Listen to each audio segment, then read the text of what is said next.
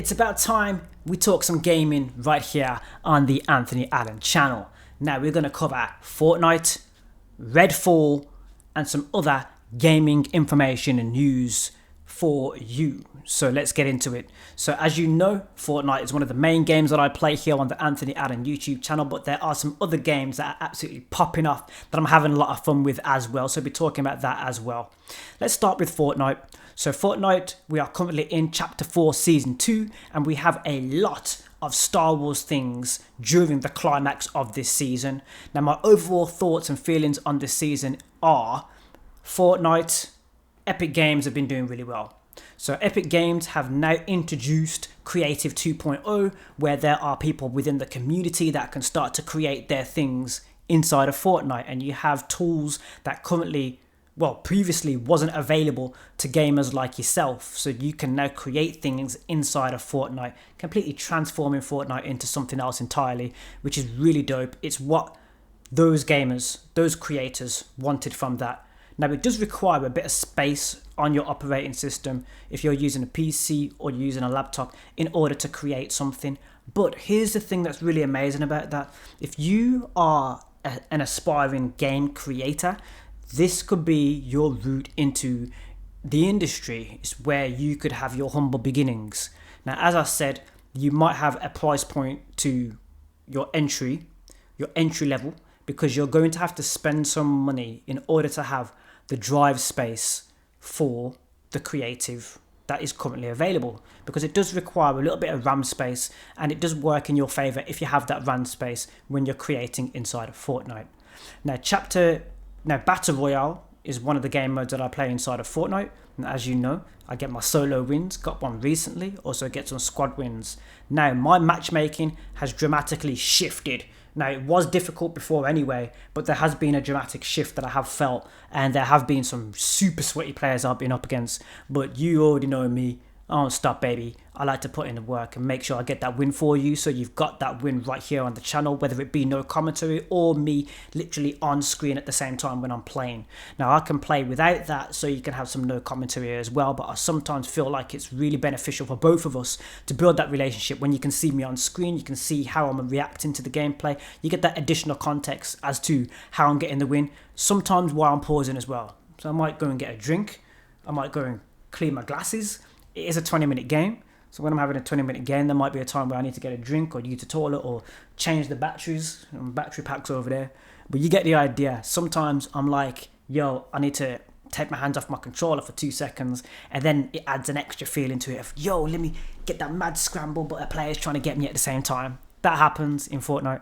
You guys already know. When you're live streaming, sometimes when I'm live streaming, very rarely recently, because I know there are things that I need to get sorted for a decent live stream. There are things that I need to also improve for a really high quality live stream, so it can be at the quality that you guys deserve. There are things that I need to get done in the background. I understand that, but we can also do other things as well on the channel in the meantime until that comes. Now, what do I feel about the Star Wars things? So the Star Wars things in Fortnite really gives the goated Fortnite a sort of a look in. Now, why I say it's goated is because previously when the first lightsabers were introduced, man, they were so OP. They were so OP and so fun, and now we have that flavour coming back now, because there are things that have changed in Fortnite, make it slightly more difficult for their players like me who play quite regularly, but there's a good skill-based matchmaking where if you handed me players that I can just destroy all the time, then you know what I mean? So it's there for a reason. So when a noob comes to play in Fortnite, the noob's not getting absolutely demolished by absolutely everybody they see. But I have to say, there is that feeling in Fortnite anyway in Battle Royale. But it's also a really good thing when you mix players like that in a pick and mix sometimes, because it adds to the fun. Like it can really, really add to the fun. You never know who you're going to be up against, what you're going to be up against, or what kind of, sweats are going to be chasing you down. Like I have a lot of sweats chasing me daily. It happens. So yeah, man, Fortnite's in a really good place at the moment. I would say it's definitely on the up. There are things that I think they're focused more on. One thing I really like about it as well is when you're choosing your game mode, you now have the analytics on the game mode. You can see how many people are playing that game mode. super transparent. I like that. Keep that up. Now let's talk about Redfall. Now, Redfall, recently, Phil Spencer has literally made a public statement. Now, I can't find the public statement. I've had a look for it. Can't really find it, but there is a public statement where Phil Spencer has apologized for the state of Redfall. And then, of course, you know your console wars and how that is. People on PlayStation have taken the opportunity to then issue a few digs to Xbox, and I understand that competitive nature of that's your console you like to play on. But for me, it's sort of like on the gaming industry on a whole, if somebody loses, we're all losing because we're all missing out on something that probably could have been amazing. So in terms of, even if I was sitting on another fence in terms of PlayStation, maybe keep that in mind. It's definitely not going to benefit you if something is not hitting the mark. I understand you want to do the PlayStation versus Xbox thing, or you want to do the Nintendo Switch is coming to take the whole cheese of the whole piece of the cake. I understand you might want to do that, but do keep that in mind. That's how I think about it. I have a different perspective on, if somebody's losing, that means a lot of people are probably missing out. So if we all win, then you might get something really cool. You might be able to have an opportunity to do something really cool and beneficial to yourself and people around you. So for me, for example, when I win, my viewers get to enjoy that with me. For example, that's just one example of one little avenue where it can really empower you guys, the people who are watching the content. So Project Redfall, Redfall, I played the game and I actually stopped playing the game. Now, from what I experienced in the game, I've uploaded some content so you can see it. It felt there was an emptiness to it. There, I could see where the grind was. The grind is good if you're getting so it's a looter shooter. I would say it's a looter shooter because you're going through your shooting, but you're collecting loot that makes it really beneficial to you in the gameplay. It changes the game when you rewarded for exploring. But I felt like, not that it was empty, but it just felt like something might have been missing there. Something was definitely missing from the gameplay. You had abilities which helped along the way, but I feel like with first-person shooters that we have had, there have been some really good first-person shooters that haven't been a success that they probably should have, or rose to the heights of what they potentially could have. For example, Far Cry 6.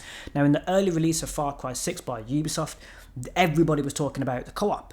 Now, that's one of the things that first-person shooters have struggled with in terms of a story mode co-op.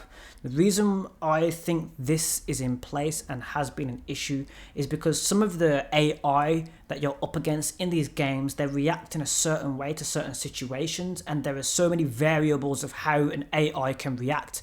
If you've got two players then reacting with that AI, that bot is going to act differently. Most games have bots. The reason why that is because it's part of the game code. You have to think about it that way. A lot of you haven't even experienced storyline and linear storylines in terms of your gaming, and you've literally stuck to multiplayer games, massive multiplayer games. I understand that. I respect that. That's what you like to do. But there are really good story-driven, one-player, single-player games that you should really give a chance, because there's a lot to offer there. And maybe if these game developers want to then develop some multiplayer, some live service multiplayer, that could be something that you could go towards.